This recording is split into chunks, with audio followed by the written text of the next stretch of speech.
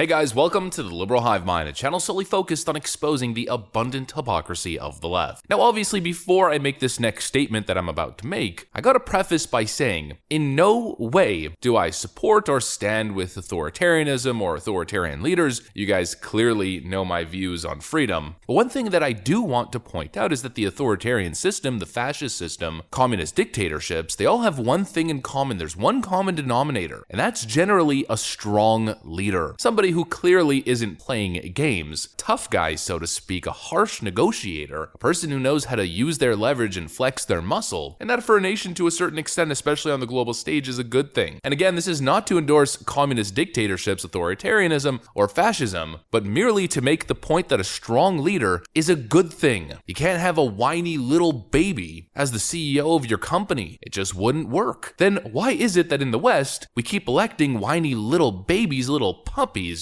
as global leaders representing us on the global stage? Holy moly, I mean, the East must be laughing at us. Vladimir Putin and Xi Jinping must be looking at us as if we're some kind of joke. I mean, going from Donald Trump, who was playing their game, going from Donald Trump, who was in the ring, flexing that American might, that American muscle, to these guys, I mean, they must be having a field day. And boy, oh boy, there's this viral clip that's bouncing around Twitter, which is a perfect example for the point that I'm trying to make. It's the perfect imagery, the perfect situation, with Canadian wannabe communist leader Justin Trudeau, as my dad would put it, being put in his place by Xi Jinping. I mean, the guy making him look like a little sad puppy, hopeless, powerless, completely clueless as to how he should act, totally humiliating him, embarrassing him, and of course, embarrassing the Western world, the G7, along with them. Let me show you guys what's going on and let's talk about why it's important. We've got some stuff to get into, so let's roll the tape. All right, folks, so another incredibly embarrassing moment for dear Canadian leader Justin Trudeau, of course from that old viral clip with former Brazilian President Bolsonaro embarrassing Justin Trudeau. In the direction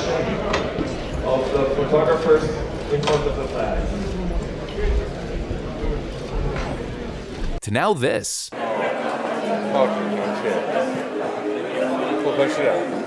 Everything we discuss is then leaked to the paper. That's not appropriate.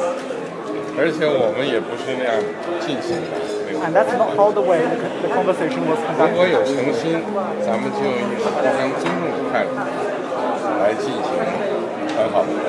If there is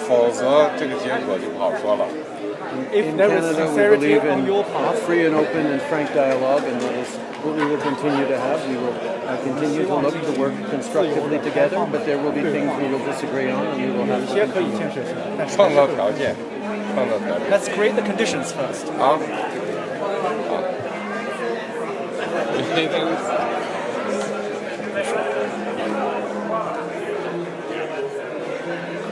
I mean, what an absolute clown. Once again, Justin Trudeau making a total fool of himself. And now I know for most people, you don't have too much exposure to Justin Trudeau because, I mean, he's the leader of Canada, not too many people are paying attention. But there's a common thread if you do pay attention to Justin Trudeau that you'll notice. Every single time somebody challenges him, every single time somebody dunks on him or he doesn't know how to respond, he resorts to empty political platitudes. His favorite one being, Canadian families. We will be there for Canadian families, is usually how he responds to any question related to the economy, inflation, lockdowns, or anything. Inflation is at an all-time high. Families are struggling. Canadian families. We will be there for Canadian families. And in this case, he gets absolutely BTFO'd by Xi Jinping, and he responds with another empty platitude. We believe in freedom. Freedom, freedom. We believe in freedom. Freedom, democracy. But it's a little rich coming from Justin Trudeau, who's currently in court facing a massive lawsuit after being accused of abusing an Emergencies Act to crack down on Freedom Convoy protesters and using those emergency powers to seize people's bank accounts. A little rich coming from Justin Trudeau, the tyrant who shut people's businesses down, is now passing an internet censorship bill and uses state-funded media to attack, disparage, and destroy his political opponents and voters of the opposition party. It's also a little rich considering, well, this clip exists. There's a level of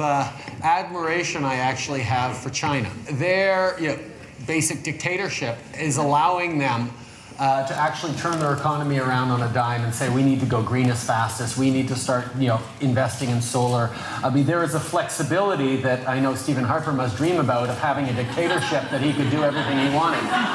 That I find quite interesting. It's kind of rich coming from a guy who almost views communist China, the communist dictatorship, as a model, to be talking about freedom. Look, the fact of the matter is, I'm not a Xi Jinping fan. I'm not a fan of communism, authoritarianism. I'm not a fan of state surveillance and state control. I find it to be reprehensible. But Xi Jinping caught this man with his pants down. Xi Jinping knows that he doesn't even have to take dear Canadian leader Justin Trudeau seriously because Justin Trudeau doesn't have any leverage. There's all kinds of reports of the CCP infiltrating the Canadian Parliament, buying off politicians and lobbyists. At the end of the day, Xi Jinping knows that he has all the leverage when in negotiations with a much smaller nation like Canada, and so that's what gives birth to situations like this. An absolute undressing, a total embarrassment of Justin Trudeau on the global stage in the public for everyone to see. He might as well have called him son or junior, or said, "Listen, kid," as he addressed the Canadian leader. And sadly, this is where we're going. The rest of the world is not playing by the same rules as we are. The rest of the world isn't falling for all this woke PC nonsense. The rest of the world is playing the game. They're playing Risk. They're fighting for their interests in the global economy. They're expanding their capabilities, their power, their military, and their influence in different continents. Of course, with China, as we know, in surrounding Asian countries, and big time in Africa. They're not messing around, yet here we are in the West, talking about pronouns, and focused on all kinds of nonsense culture war stuff and electing absolute goobers to the highest positions of power, and then sending those guys into the global arena to deal with these guys. Oh, but Donald Trump